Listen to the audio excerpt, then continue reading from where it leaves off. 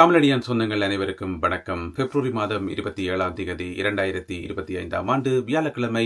இன்றைய நாளுக்கான சில முக்கியமான செய்திகளுடன் உங்களை சந்திக்கின்றேன். இன்றைய நாளுக்கான முக்கிய செய்திகளாக, இன்றும் கொழும்பு உயர் நீதிமன்றத்தில் ஒரு பாதாள உலக குழு தலைவர் மீதான விசாரணை இருந்தது. ஆனால் இறுதி நேரத்தில் அவர் நீதிமன்றத்துக்கு அழைத்து வரப்படவில்லை. அது குறித்த செய்திகளை விரிவாக பார்க்க இருக்கின்றோம். அத்துடன் யாழ் போதனா வைத்தியசாலை இன்று தொழிற்சங்க போராட்டம் காரணமாக முடங்கியுள்ளது. தாதியர் சங்கத்தினரும் தங்களுடைய போராட்டத்தை இன்று முன்னெடுத்திருந்தார்கள். விரிவான செய்திகளை பார்க்க இருக்கின்றோம். அதேவேளையில் மீனவர் சங்கங்கள் இன்று ஒரு ஆர்ப்பாட்ட பேரணி ஒன்றை முன்னெடுத்திருக்கின்றார்கள். அது குறித்த செய்திகளையும் பார்க்க இருக்கின்றோம். அத்துடன் ஜனாதிபதி அனுரகுமார திசாநாயக்க அவர்களை ஜப்பானுக்கு வரும்படி அழைப்பு விடுக்கப்பட்டுள்ளது. அத்துடன் வடமாகாணத்தில் 3 முக்கியமான வெளிநாடுகள் இணைந்து மக்களுக்கு உதவி வழங்குகின்ற திட்டம் ஒன்றை ஆரம்பிக்கப் போவதாக தகவல் ஒன்று வெளிவந்துள்ளது. அது குறித்தும் பார்க்க இருக்கின்றோம். அத்துடன் முன்னாள் ஜனாதிபதிகளினுடைய வெளிநாட்டு பயணத்துக்காக செலவழிக்கப்பட்ட பணம் சம்பந்தமாக விவரங்களை இன்று பிரதமர் ஹரணி அமரசூரிய அவர்கள் வெளியிட்டிருக்கிறார். அந்த பட்டியலும் இருக்கிறது. அத்துடன் இன்று கேலிச்சித்திர பகுதியில் ஒரு முக்கியமான ரகசியம் ஒன்று 2 பேர் பேசுகின்றார்கள். என்ன ரகசியம் கதைக்கணும் என்றதை பார்க்க போறோம். விரிவான செய்திகள் தொடர்கின்றன. வாருங்கள் காணொளிக்குள் புகலாம். ஈஸ்டர் குண்டு தாக்குதலில் பாதிக்கப்பட்டவர்களுக்கு 245 மில்லியன் ரூபாய் இழப்பீட்டுத் தொகை வழங்கப்பட்டுள்ளதாக சட்டமா அதிபர் இன்று நீதிமன்றத்துக்கு அறிவிச்சிருக்கிறார். என்னென்னு சொன்னா, இந்த ஈஸ்டர் குண்டு தாக்குதல் இருக்கு தானே, அதுல பாதிக்கப்பட்டவர்களுக்கு இழப்பீட்டுத் தொகை வழங்கப்படும் என்று சொல்லி ஏற்கனவே சொல்லப்பட்டது தானே. அந்த இழப்பீட்டுத் தொகைகள் எல்லாம் ஒழுங்காக வழங்கப்படுதா என்பதை நீதிமன்றம் கண்காணிக்கணும் என்று சொல்லி 12 மனுக்கள் நீதிமன்றத்தில் போடப்பட்டிருந்தது. இந்த மனுக்கள் மீதான விசாரணை இன்று இடம்பெற்ற போதுதான் சட்டமா அதிபர் வந்து சொல்லியிருக்கார், இதுவரைக்கும் 245 மில்லியன் ரூபாய் பாதிக்கப்பட்டவர்களுக்கு வழங்கப்பட்டுள்ளது என்பதை அவர் உறுதிப்படுத்தியுள்ளார். ஜனாதிபதி அனுரகுமார திசாநாயக்க அவர்களை ஜப்பானுக்கு வரும்படி அழைப்பு விடுக்கப்பட்டுள்ளது.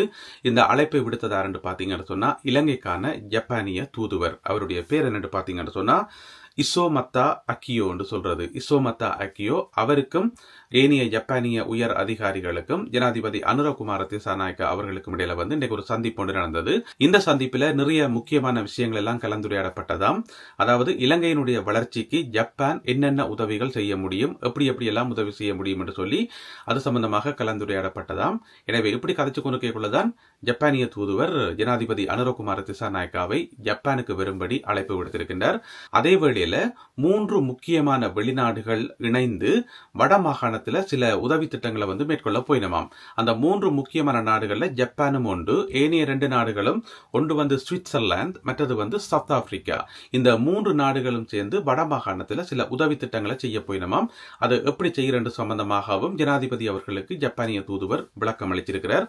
எனவே ஜனாதிபதி அனுரகுமார திசாநாயக்க அவர்கள் விரைவில் ஜப்பானுக்கான பயணத்தை மேற்கொள்ளுவார் என எதிர்பார்க்கலாம். அப்ப ஜனாதிபதி அனுரகுமார திசாநாயக்க அவர்கள் ஜப்பானுக்கு எப்ப போவார் என்பது ஒரு பக்கம் இருக்க, கடந்த காலங்களில் ஆட்சியில் இருந்த ஜனாதிபதி மாதிரி இருக்கணும் தானே, அவையில் மேற்கொண்ட வெளிநாட்டு பயணங்களுக்கு எவ்வளவு காசு செலவழிக்கப்பட்ட என்று சொல்லி ஒரு பெரிய பட்டியல் ஒன்றை இன்று பிரதமர் ஹரணி அமரசூரிய அவர்கள் பாராளுமன்றத்தில் வெளியிட்டவா. அதை பார்க்கக்குள்ள சரியான ஷொக்கா இருக்கு. என்ன சொன்னா, அவ்வளவு காசை செலவழிச்சு, பொதுமக்களுடைய காசை செலவழிச்சு வெளிநாட்டுக்கு பயணம் எல்லாம் போய் அப்படி என்ன செய்தவென்றதான் பெரிய கேள்விக்குறி. பெரிய முதலீடுகள் எல்லாத்தையும் கொண்டு பெரிய அளவில் நாட்டை அபிவிருத்தி செய்த மாதிரியும் தெரியல. என்ன செய்திச்சினமோ தெரியாது. நாங்கள் பட்டியலை பார்ப்போம். முதலாவது மஹிந்த ராஜபக்ச. அவர் 2010ஆம் ஆண்டுலேருந்து 2014ஆம் ஆண்டு இந்த காலப்பகுதியில் 3572 மில்லியன் ரூபாய் செலவழிச்சிருக்கிறார் வெளிநாட்டு பயணங்களுக்காக. அடுத்தது மைத்திரிபால சிறிசேன 2015 இருந்து 2019 வரைக்கும் 384 மில்லியன் ரூபாய் செலவழிச்சிருக்கார். 384 மில்லியன் ரூபாய். கோத்தாபய ராஜபக்ச 2020 இருந்து 2022ஆம் ஆண்டு 126 மில்லியன் ரூபாய். ரணில் விக்ரமசிங்க 2023-2024 இந்த காலப்பகுதியில் 533 மில்லியன் ரூபாய் செலவழிச்சிருக்கிறார்.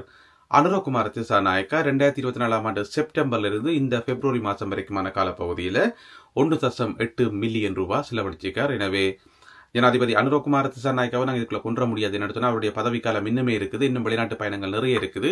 இருந்த போதிலும் கூட அவர் பெரிய அளவில் காசு செலவழிக்க மாட்டார் என்றது எங்களுக்கு வடிவா தெரியும். ஒரு சாதாரணமான உடுப்பு தான் போட்டு கொண்டு போவார் எங்க போனாலுமே.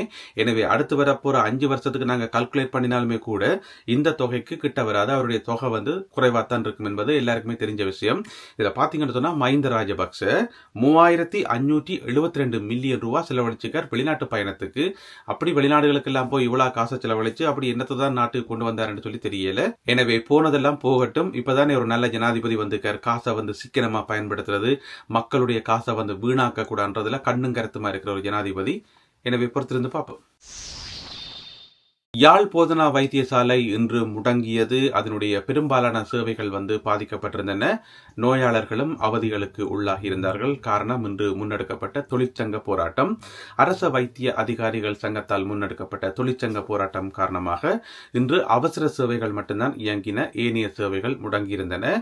யாழ் போதனா வைத்தியசாலை நிர்வாகத்துக்கு எதிராக, அந்த நிர்வாக சீர்கேடுகளுக்கு எதிராக இன்று அவர்கள் போராட்டத்தை முன்னெடுத்திருந்தார்கள்.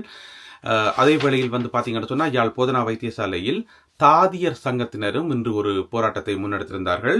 அவர்கள் வந்து 3 முக்கியமான கோரிக்கைகளை முன்வைத்து இந்த போராட்டத்தை முன்னெடுத்திருந்தார்கள். முதலாவது கோரிக்கை வந்து வரவு செலவு திட்டத்தில், அதாவது வைத்தியசாலைக்குரிய அந்த வரவு செலவு திட்டத்தில் தங்களுக்குரிய தேவையான நிதி வந்து ஒதுக்கப்படணும் என்று சொல்லி முதலாவது கோரிக்கை. 2வது கோரிக்கை வந்து ஓவர் டைம் பேமெண்ட்டுக்கு தானே மேலதிக நேரத்தில் வேலை செய்வினோம், அந்த பேமெண்ட் வந்து குறைக்கப்பட்டதாம். அதை வந்து திருப்பவும் கூட்ட சொல்லி ஒரு கோரிக்கை வச்சிருக்கிறோம், 2வது கோரிக்கை.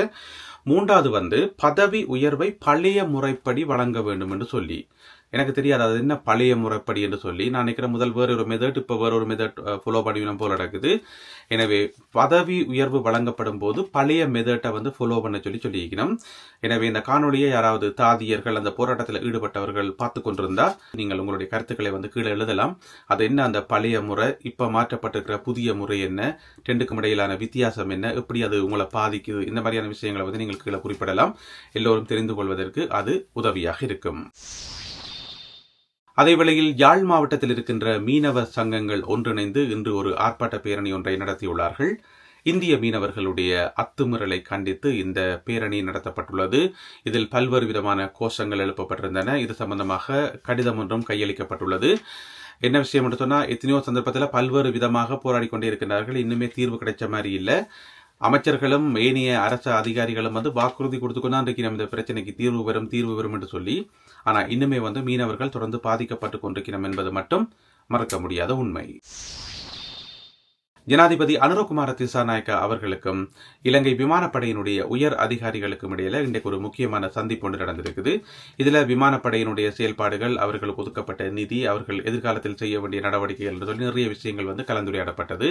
குறிப்பாக கடற்படையினர் மேற்கொள்கின்ற நடவடிக்கைகள், அந்த போதைப் பொருட்களை தடுப்பதற்கு கடற்படையினர் மேற்கொள்கின்ற நடவடிக்கைகளுக்கு விமானப்படையினர் எவ்வாறு உதவி செய்ய வேண்டும் என்பது சம்பந்தமாகவும் கலந்துரையாடப்பட்டது. அதே நேரம் பார்த்தீங்கன்னு சொன்னா, இதில் கலந்து கொண்டவர்கள் யாருன்னு சொன்னா, ஜனாதிபதி அனுரகுமார திசாநாயக்க உள்ளிட்ட முக்கிய அரசு அதிகாரிகள், அதே போல பாதுகாப்பு பிரதி அமைச்சர் அனுர ஜெயசேகர, அதே போல பாதுகாப்பு அமைச்சின் செயலாளர் சம்பத் துய்யகொந்த போன்றோர் இதில் கலந்து கொண்டார்கள். பிரபல பாதாள உலக குழு தலைவர் கெஹல் பத்திர பத்மையினுடைய மனைவியினுடைய வீட்டை, அதாவது மாமா மாமி வசிக்கக்கூடிய அந்த வீட்டை வந்து 2 பேர் வீடியோ எடுத்த செய்தி நாங்கள் ஏற்கனவே பார்த்திருக்கிறோம். அவர்கள் 2 பேரையும் போலீஸ் வந்து கைது செய்து தடுத்து வச்சிருக்குது. அவர்கள் மீதான விசாரணை இன்று இடம்பெற்றது. அவர்களுக்கு வந்து வயசு பார்த்தீங்கன்னு சொன்னா, ஒரு ஆளுக்கு வந்து 21 வயசு, ஒரு ஆளுக்கு வந்து 24 வயசு. இந்த போதைப் பொருள் வாங்குறதுக்கு காசு தெரிவினம் என்ற ஒரு ஆசையில வந்து போய் வீடியோ எடுத்தது மட்டும் இல்லாமல் அங்கே ஒரு குற்றச்செயல் ஒன்றை செய்யறதுக்கும் திட்டம் போட்டிருந்தவை சொல்லி கைது செய்யப்பட்டிருக்கிறோம். அவர்கள் வந்து இன்றைக்கு நீதிமன்றத்தில் முற்படுத்தப்பட்டு இப்ப தொடர்ந்து மார்ச் மாதம் 6ஆம் தேதி வரைக்கும் விளக்கமறியல் வைக்க சொல்லி நீதிமன்றம் உத்தரவு போட்டிருக்குது. எனவே மார்ச் மாதம் 6ஆம் தேதி வரை அவர்கள் தடுத்து வைக்கப்பட்டு விசாரிக்கப்படுவார்கள். அவர்கள் மீது மேற்கொள்ளப்படுகின்ற மேலதிக விசாரணைகளில் இன்னும் சில தகவல்கள் வெளிவரும் என்று சொல்லி எதிர்பார்க்கலாம். அதே நேரம் இன்றைக்கு கொழும்பு உயர் நீதிமன்றத்தில் இன்னும் ஒரு பிரபல பாதாள உலக குழு தலைவருக்கு வந்து ஒரு விளக்கம் இருந்தது. அதாவது இன்றைக்கு விசாரணை இருந்தது. ஆனா அவரை வந்து நீதிமன்றத்துக்கு கூட்டிக் கொண்டு வரையில. ஏன்னு சொன்னா, பாதுகாப்பு பிரச்சனைக்காக நீதிமன்றத்துக்கு கூட்டிக் கொண்டு வந்து அவர் திரும்பி போவாரோ தெரியாது, திருப்பி சிறைச்சாலைக்கு அவர் போவாரோ தெரியாது உயிரோட. எனவே அந்த பிரச்சனை காரணமாக அவரை வந்து நீதிமன்றத்துக்கு கூட்டிக் கொண்டே வரையில. எனவே நீதிமன்றத்துல வந்து என்ன முடிவெடுக்கப்பட்டன்னு சொன்னா, ஆளை வந்து நீதிமன்றத்துக்கு கொண்டு வரையில ஸ்கைப்புகளால வந்து விசாரிப்போம் என்று சொல்லி முடிவெடுக்கப்பட்டிருக்குது. ஏன்னு சொன்னா, ஆளை கொண்டு வந்து ஆளுடைய உயிருக்கு வந்து உத்தரவாதம் இருக்காது. யார் இப்ப எந்த வேஷத்துல இருந்து சுடுவாங்கன்னே கண்டுபிடிக்க முடியாது. போன முறை வந்து லோயர் கெட்டப்ல வந்து சுட்டவங்கள், இந்த முறை வந்து சொல்லக்கூடாது இருந்தாலும் சொல்லுவோம், நீதிபதி இந்த கெட்டப்லாம் வர்றாங்களோ தெரியாது. அப்புறம் திடீரென்று நீதிபதி வர, இந்த நீதிபதி நாங்க கண்டதே இல்லையே முன்ன பின்னு சொல்லி அங்க இருக்கிற லோயர் மேரெல்லாம் குழம்ப வேண்டி வரும். எனவே ஆளை நீதிமன்றத்துக்கு கொன்றக்கூடாதுன்னு சொல்லி இப்ப முடிவெடுக்கப்பட்டிருக்கிறது. ஸ்கைப்புகளால நாங்க விசாரிச்சு கொள்வோம் என்று சொல்லி. இதுல முக்கியமான பகுதி என்று சொன்னா, ஆள் இந்த பேர், அதாவது இந்த பாதாள உலக குழு தலைவருடைய பேர் என்று பார்த்தா ஹரக் கட்டா. அவருடைய பேர் வந்து ஹரக் கட்டா. அது என்னென்று இந்த பேர்கள் எல்லாத்தையும் வைக்கிறாங்கன்னு தெரியல. இப்ப வந்து அது ஒரு பெரிய ஒரு ஆர்வமா இருக்குது. அதை தேடி தேடி அவங்களோட பேர்களை படிக்கணும்னு சொல்லி. ஏன்னா ஒவ்வொருத்திட்ட பேரும் வந்து வித்தியாசமா இருக்குது. கொஞ்ச காலத்துக்கு ஒரு கஞ்சிப்பான இம்ரானோ இன்னொன்று சொல்லி ஒரு பேர் ஒன்று கேள்விப்பட்டேன். அதுக்கு பிறகு பாத்தீங்கன்னு சொன்னா கணேமுல்ல சஞ்சீவ. அவர் அப்படி என்ன பெரிய சாதனை செய்து கிழிச்சிட்டாருன்னு சொல்லி அவர்கிட்ட பேருக்கு முன்னால கணேமுல்லன்னு சொல்லி அந்த ஊருண்ட பேர் வந்தன்னு தெரியாது. ஏன்னு சொன்னா ஒரு ஆளுட பேருக்கு முன்னால நாங்க ஊருண்ட பேரை போடுறோம்னு சொன்னா அந்த ஊருண்ட பேரோட சேர்த்து சொல்றோம்னு சொன்னா அவர் வந்து அந்த ஊருக்கு ஒரு பெருமை தேடி தரணும். அவரால் அந்த ஊருக்கு நன்மை விளையணும். அதுக்கு பிறகு ஊர் மக்கள் எல்லாரும் ஒன்று கூடித்தான் ஒரு முடிவெடுத்து இவற்ற பேருக்கு முன்னால ஊருண்ட பேரை சேர்க்கிறதா இல்லையான்னு சொல்லி முடிவெடுத்து அது கொடுக்குற ஒரு பட்டம். அது வந்து இந்த கலாநிதி பட்டம் மாதிரி அதுவும் ஒரு பட்டம் தான். ஆனால் இங்க வந்து கணேமுல்ல சஞ்சீவ் என்று சொல்லி அந்த சஞ்சீவ செய்தது முழுக்க படுகொலைகளும் போதவஸ்து கடத்தலும் இப்படியான நெகட்டிவான வேலைகள் தான். ஆனா கணேமுல்ல என்ற பேர் வந்து அவருக்கு முன்னால ஒட்டி கிடக்குது. சரி, அதைத்தான் விடுவோம். அது அப்புறம் பாத்தீங்கன்னு சொன்னா கெசல் பத்திர பத்மே. அது கெசல் பத்திர என்று ஒருக்கா சொல்லப்படுது, கெஹல் பத்திரன்னு சொல்லப்படுது. ஆனா பேரை பாத்தீங்கன்னு சொன்னா கெஹல் பத்திர பத்மே. நான் சிங்களத்துல கேள்விப்பட்டேன். பத்திர என்று சொன்னா பத்திரிகை, நியூஸ் பேப்பர் தான் சொல்றது. எனவே அவருடைய பேருக்கும் நியூஸ் பேப்பருக்கும் என்ன சம்பந்தமோ தெரியல. இப்படி வினோதமான வித்தியாசமான பேர்கள்லாம் எல்லா பாதாள உலக குழு ஆக்களுக்கும் இருக்குது. இப்படி வந்து வித்தியாசமான பேர்கள், வாய்க்க சொல்றதுக்கு கஷ்டமான பேர்கள் எல்லாம் எங்கிருந்து தான் தேடி தேடி எடுக்கிறாங்களோ தெரியாது. தேடி எடுத்து தங்களுக்கு வச்சுக்கொண்டு அந்த வகையில பாத்தீங்கன்னு சொன்னா இவற்ற பேர் வந்து ஹரக் கட்டா. அந்த கட்டாண்டா கட்டாக்காளி நாய், கட்டாக்காளி மாடு என்று சொல்லுவோம் தானே, அதுல வர அந்த கட்டா ஒத்தி கீழே போட்டுட்டு கரக் கட்டாண்டு வச்சுக்கார். அப்ப இந்த கட்டாக்காளி கட்டாக்காளி இல்ல கட்டா வந்து இன்றைக்கு நீதிமன்றத்துக்கு வர இருந்தவர். ஆனா கடைசி நேரத்துல வந்து அது கட்டாயிட்டேன்னு சொன்னா அவருடைய உயிருக்கு வந்து உத்தரவாதம் இல்லை என்று சொல்லி அவர் இனி ஸ்கைப்பு கூடாக விசாரிக்கப்படுவார். அடுத்ததாக இன்றைய கேலி சித்திர பகுதியில் 2 பேர் கதைக்கின்ற ஒரு ரகசியம். உஷ் என்ற தலைப்பில் அந்த ரகசியம் போடப்பட்டிருக்கிறது. என்ன ரகசியம் கதைக்கணும்னு பார்ப்போம். புதுக்கடை நீதிமன்றத்தில் இடம்பெற்ற துப்பாக்கிச் சூட்டு சம்பவத்தின் பின்னணியில் முக்கிய புள்ளி ஒருவர் இருக்கலாம் என்றும் அவர் அரசியல் புள்ளியா என்பது பற்றியும் பாதுகாப்புத்துறை தீவிரமாக ஆராய்ந்து வருகிறதாம். அது கட்டாயம் யாராவது ஒரு அரசியல் புள்ளியாகத்தான் இருக்கும் என்று சொல்லி நாங்கள் நம்பலாம். எனவே பாதுகாப்புத்துறை ஆராய்ந்து வருதாம். பாதுகாப்பு தடைகளை மீறி போலீஸ் கண்களிலும் மண்ணை தூவி துப்பாக்கிதாரி உள்ளே வந்து சென்றமையின் பின்னணியில் பலமான சக்தி ஒன்றும் இருப்பதற்கான ஆதாரம் பாதுகாப்பு துறையிடம் உள்ளதாம் என்று சொல்லி சொல்லப்பட்டிருக்கிறது. நேற்றும் அமைச்சர் சொன்னவர் தங்களுக்கு முக்கியமான தகவல்கள் எல்லாம் கிடைச்சிருக்கு என்று சொல்லி. எனவே கிடைச்ச தகவல்களை உடனுக்குடனே வெளியில விடணும் என்று சொல்லி கட்டாயம் இல்லை, அதை எதிர்பார்க்கவும் முடியாது. எனவே பொறுத்திருந்து பார்ப்போம் என்னென்ன தகவல்கள் எல்லாம் அரசாங்கத்துக்கு கிடைச்சிருக்குது, யாரெல்லாம் இதுக்கு பின்னணியில் இருக்கிறோம் என்று சொல்லி.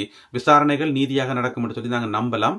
எனவே பொறுத்திருந்து பார்ப்போம் இந்த வழக்கு விசாரணைகள் இந்த பாதாள உலக குழுக்களுக்கு பின்னால் இருக்கிறதா என்று சொல்லி எல்லா விடயங்களையும் அரசாங்கம் பிறகு விசாரணைகள் எல்லாம் முடிச்ச பிறகு அம்பலப்படுத்தணும் என்றுதான் எங்களுடைய விருப்பம்.